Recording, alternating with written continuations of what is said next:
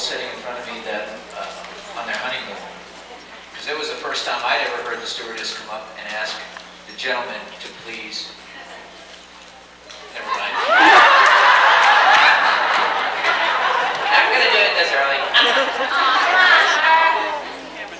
Little catnip, huh? Please return your wife to the upright position for landing.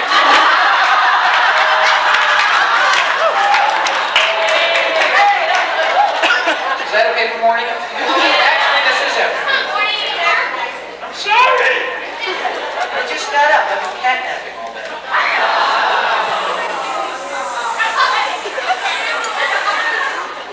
Yeah, I'm pretty wired. Did you guys have fun last night? I'm glad y'all came out.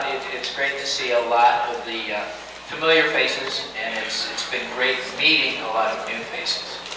And I'm thrilled to be here. And a gentleman that I met last year, he hasn't been around much this weekend because he's been working his butt off. But he's a terrific guy. Funny as heck. Co-producer of the show, close friend of Ron and Linda, Mr. David Schwartz.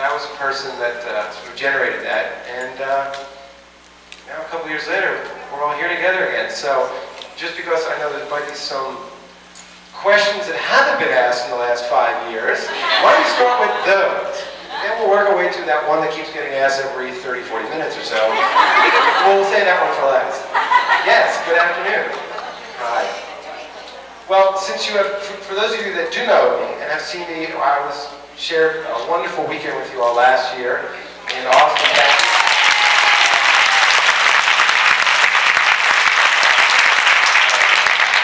Truly, I was just telling this to Laura as we were walking down, one of the more powerfully rewarding experiences that I had a chance to contribute to and also receive from.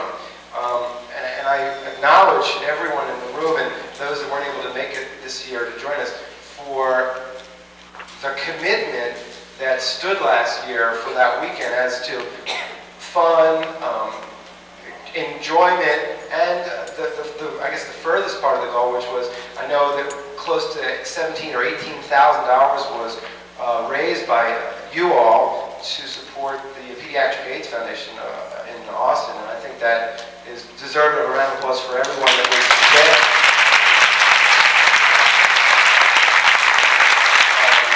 So since that weekend of play, what have I been doing? Well, I dodged the mudslides for a while. I ran from the fire for a while.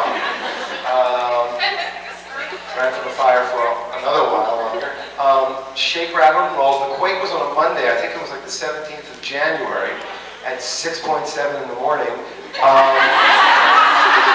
And by 5 o'clock on Friday, I was here and found the house. So I didn't let a lot of broken glass grow under my feet.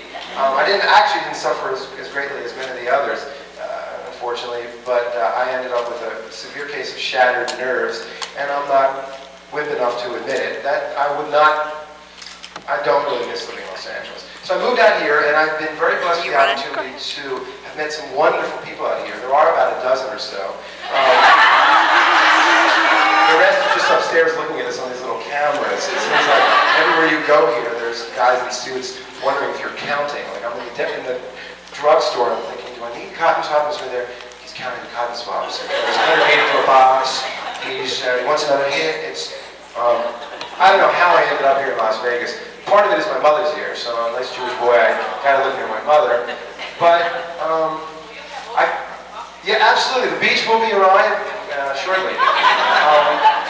But one of the nice things I think that's happened is, and I'm just saying this to some of the folks outside, there's an opportunity here, this is a belief of mine, to assist this town in transformation. There's an enormous amount of operating capital here that, as you all know, is covered with neon. But I'm just curious as to what sort of culture they'll be open to having come to town. I mean, this town has been talking for a while about culture, culture, culture. And I'm now in the process of putting a project together with a gentleman by the name of Joshua Abbey. He's a friend of mine who I met out here, and he's the son of Edward Abbey. I don't know if any of you know who Edward Abbey is. He wrote The Monkey Wrench Gang and Desert Solitude and Only Are the Brave, which was a film that was taken from his book Brave Cowboy. He actually was one of my heroes, and in fact, at one point during the Beauty and the Beast process, Ron Perlman and I and another friend had attempted to acquire the option to this book called The Monkey Wrench Gang. If none of you have read it, it's a wonderful read. It's it's about environmental tourism, but from a very light, enjoyable way. So Edward's son and I have now become friends, and we're launching the Las Vegas Literary Film Festival, which will be in November of this year here in Las Vegas, and it'll all be based on films, adaptations of books that have been turned from literary works, poems, short stories, full novels, into films. And it's possible, I'm not going to go on record as saying this, so I'll turn the mic up. It's possible that something that we're all sort of akin to in many respects will have a focus for the weekend. I mean, the Beauty and the Beast, the book that was turned into a cocktail film, which was turned into a television show, which was turned into a Disney animated feature, which is now turned into a hit Broadway show, is one great acknowledgement of how a book on a library shelf can turn into many different facets and many different ideals. So that's part of the focus on the weekend.